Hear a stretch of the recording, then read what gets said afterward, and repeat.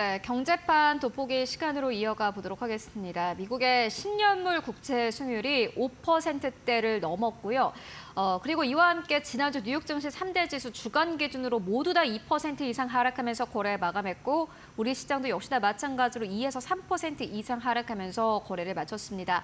지난주 코스피는 장중한 때는 2,300선이 무너지기도 했는데 중요한 것은 이러한 흐름이 지속되느냐 그 여부일 것 같습니다. 오늘 관련된 이야기 해보도록 하겠습니다.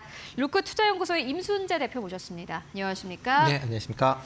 네, 오늘 일단 시장을 하락으로 예상하시는 분들이 꽤나 많더라고요. 네, 뭐 지난주 금요일 날 이제 미국 시장이 조금 조정을 받았기 때문에 그 네. 여파가 같이 좀 있지 않을까라는 생각을 해보고 있습니다. 나스닥이 근데 소폭 오르지 않았습니까? 약간의 좀 그래도 투자 심리가 좀 살아나지 않을까 하는 기대감이 있는데 어떻게 보세요? 일단 뭐 나스닥 같은 경우도 뭐 특정 종목이 올랐기 때문에 지금 시장이 좋았다라고 보시면 될 것 같고 전체적으로는 지금 현재 이제 미국의 금리 상태가 상당히 좀 올라갔기 때문에 그거에 따라서 뭐 조금은 조정 기간이 좀 있지 않을까라는 생각이 들고 있고요. 국내 같은 경우도 일단 뭐 최근에 조정을 좀 보이곤 있지만 아직 조정이 좀 마무리됐다라고 보기엔 조금 이르지 않을까라는 생각을 좀 해보고 있습니다. 특히 이제 지난주 같은 경우에는 이제 코스피 같은 경우 이제 3% 넘는 하락세를 보였고요. 그다음 코스피는 3% 넘는 하락세를 보였고 코스닥 같은 경우도 2.7% 정도 하락을 하는 그런 모습을 보였습니다.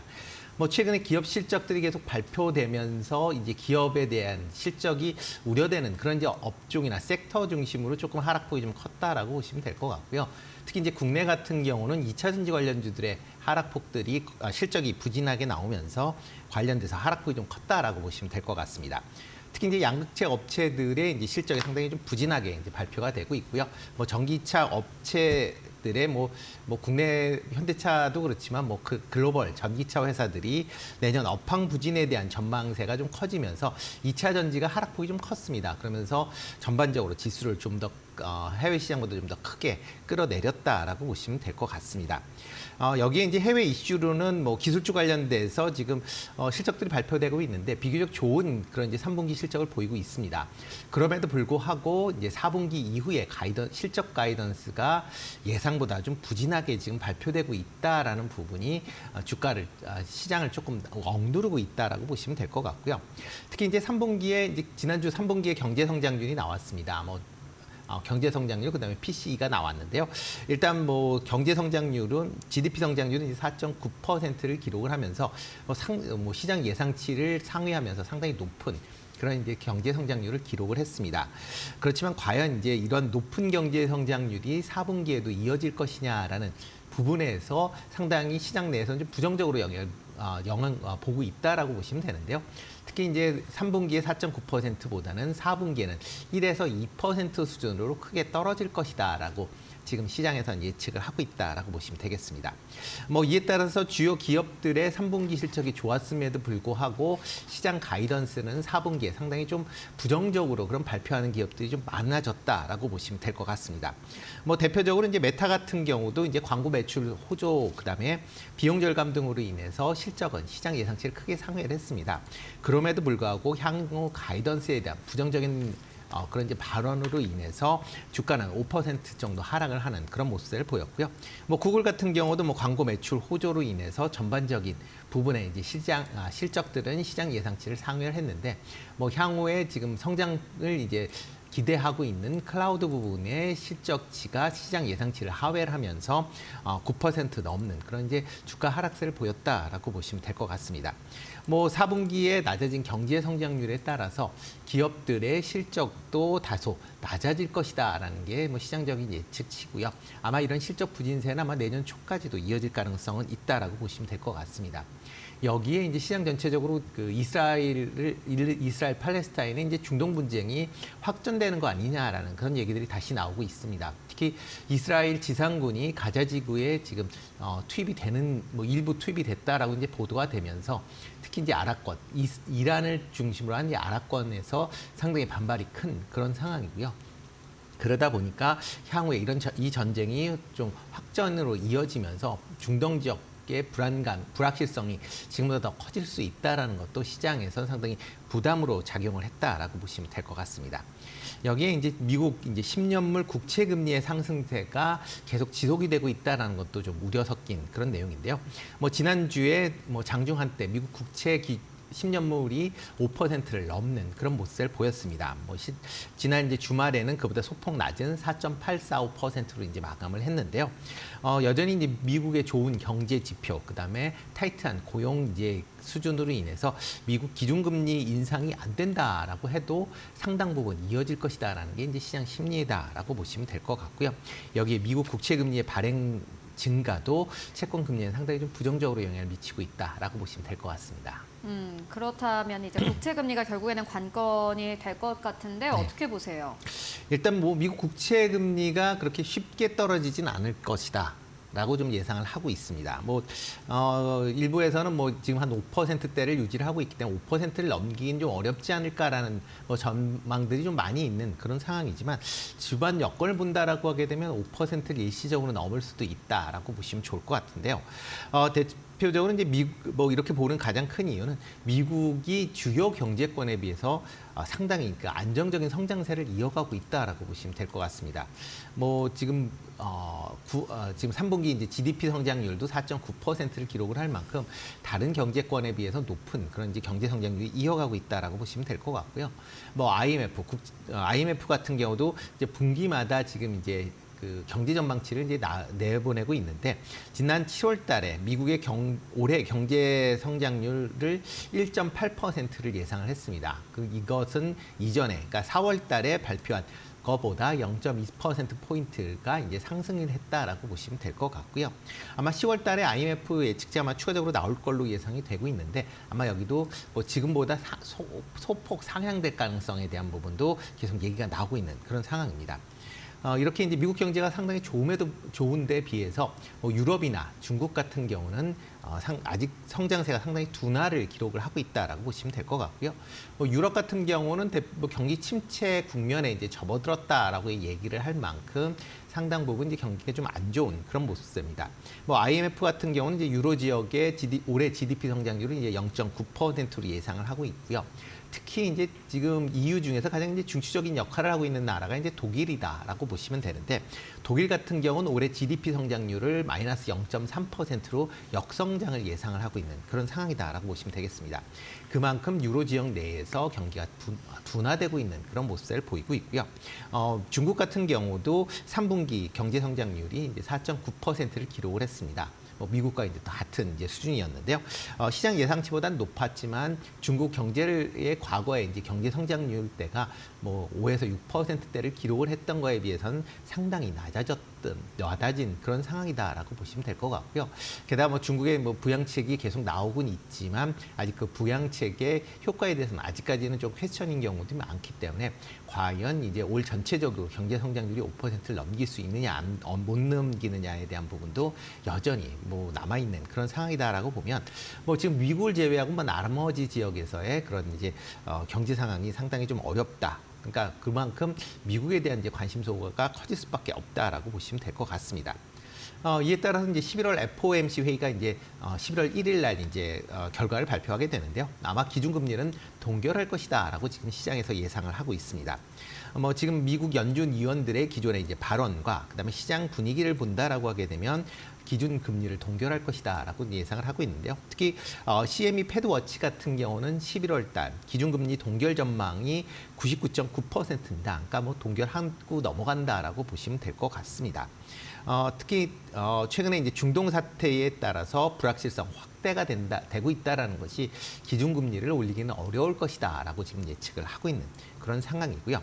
아마 이번 이제 FOMC 회의에서 기준금리를 동결한다라고 해도 아마 관련돼서 파월 의장의 멘트는 여전히 매파적인 멘트가 좀 주를 이루어질 가능성이 좀 크다라고 보시면 될 것 같습니다. 그러니까 일반적으로 얘기하는 매파적 기준금리 동결이다라고 보통 많이 표현들을 하고 있는데요. 향후에 상황이 바뀐다 그러면 언제든지 기준금리를 올릴 수 있다라는 그런 이제 코멘트가 같이 붙지 않을까라는 생각을 좀 해보고 있습니다.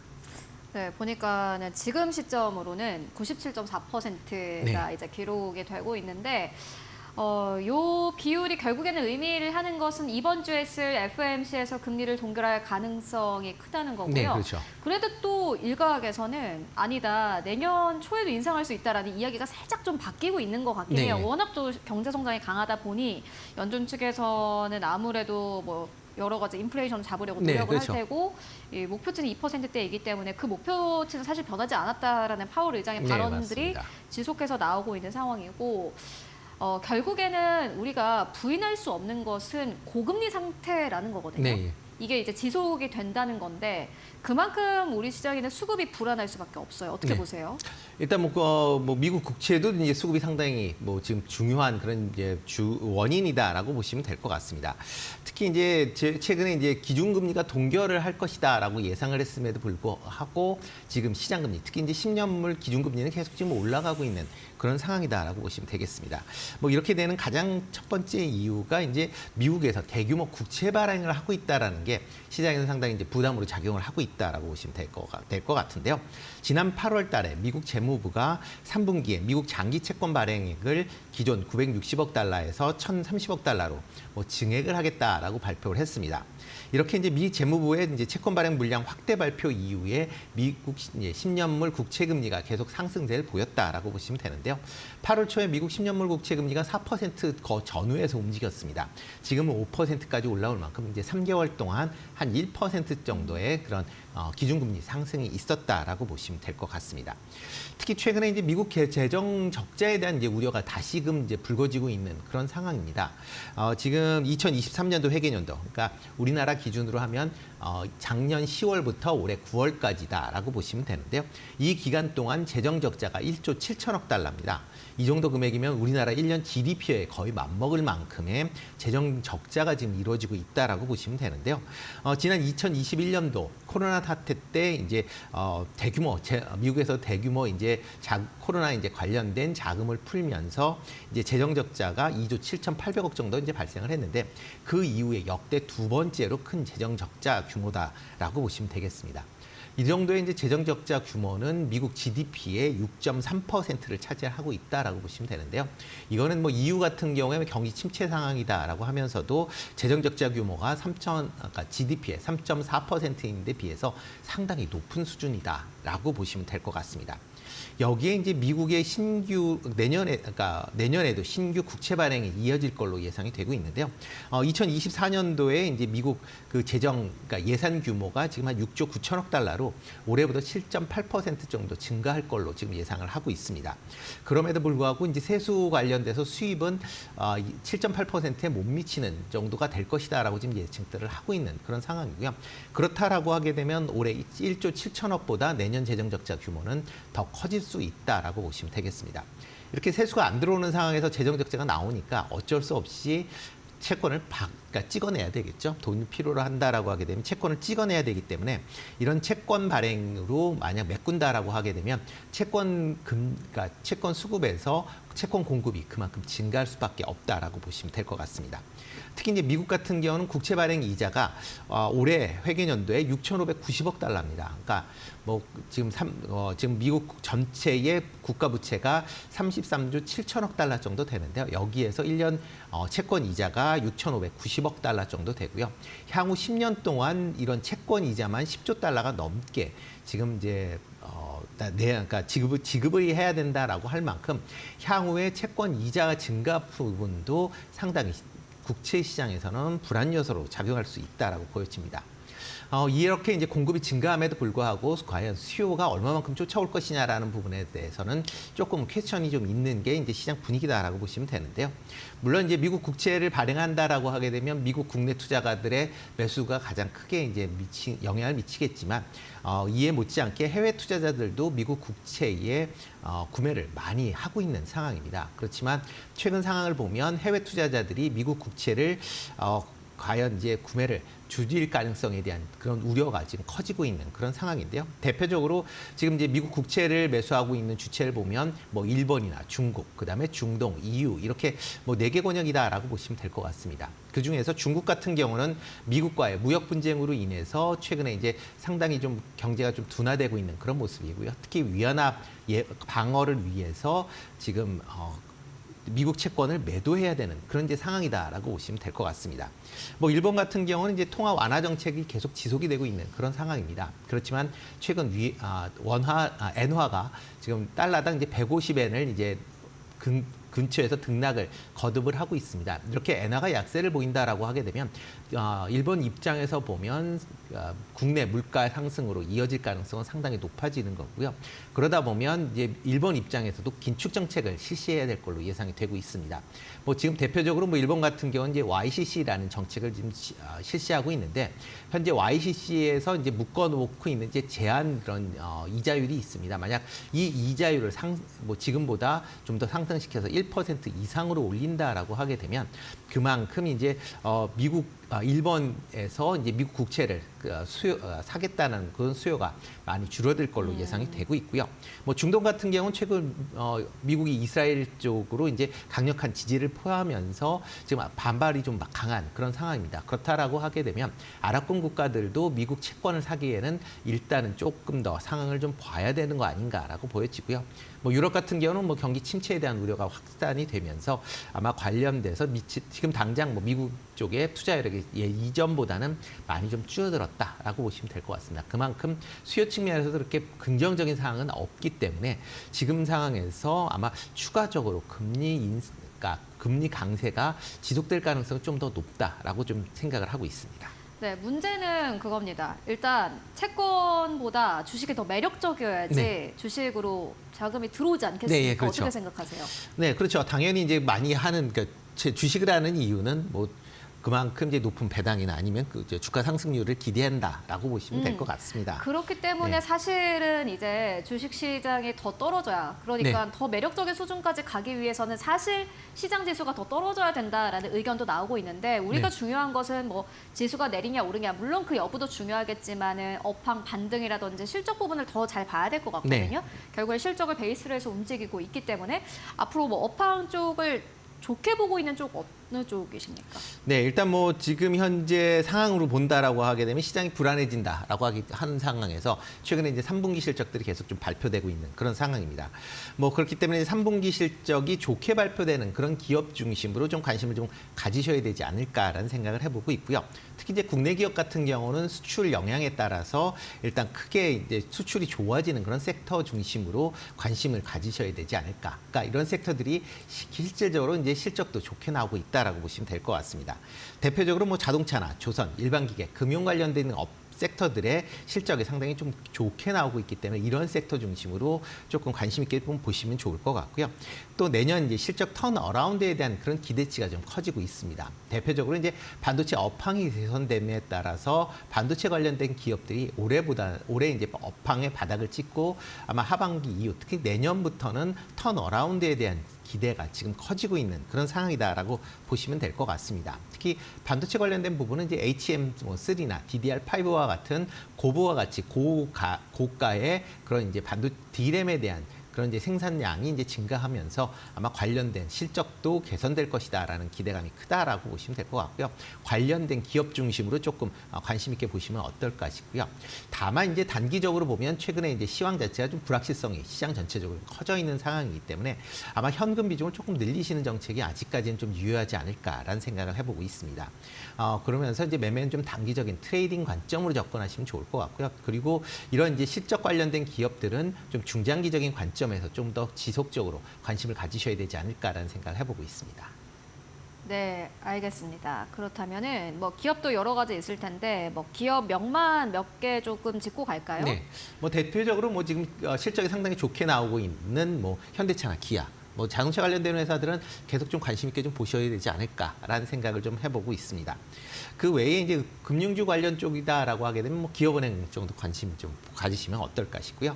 그다음에 조선 관련돼서는 뭐 지금 뭐 카타르 이제 수주 관련된 건도 이제 나올 걸로 예상이 되고 있는데 뭐 실적 개선세가 이제 뚜렷하게 나오고 있기 때문에 관심을 가지시면 좋을 것 같고요. 그 중에서는 삼성중공업 조금 관심 있게 보시면 어떨까 싶습니다. 그리고 반도체 관련돼서는 이제 반도체 반도체용 이제 PCB 전문적으로 만들고 있는 심택 관심 있게 좀 보시면 좋은데요. 특히 이제 DDR5 D램의 이제 수요가 증가하면서 관련 매출이 증가할 걸로 예상이 되고 있습니다.